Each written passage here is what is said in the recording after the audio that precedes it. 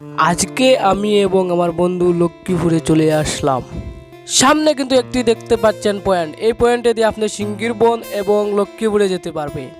এখন আমি এবং আমার বন্ধু লক্ষ্মীপুর উঠে যাইতেছি। তো আপনারা ইতিমধ্যে দেখতে পাবেন আর যে যেখানে যাইতে হয় সেখানে যাইতে পারবা। যাই হোক, এই পয়েন্টে দিয়ে আমরা কিন্তু লক্ষ্মীপুর ব্রিজে উঠে গেলাম। এই ব্রিজ অনেক লম্বা এবং অনেক সুন্দর, চারিদিকের ভিউ কিন্তু অনেক সুন্দর। লক্ষ্মীপুরে এসে আমার অনেক ভালো লাগলো, কেননা এই দিকে গাছপালা এবং সবুজ, এরকম সবুজ পরিবেশে দেখতে অনেক ভালো লাগে। তা আপনাদের কেমন লাগলো তা অবশ্য কমেন্টে জানাইবা। তো এই লক্ষ্মীপুর ব্রিজটা অনেক কিন্তু লম্বা, তার জন্য আমরা কিন্তু আমার অনেক সময় লাগলো এই ব্রিজটা পার হবার জন্য। তো ইতিমধ্যে আমরা ব্রিজ পার হয়ে গেছি, আমরা আরেকটি পয়েন্টে চলে আসলাম।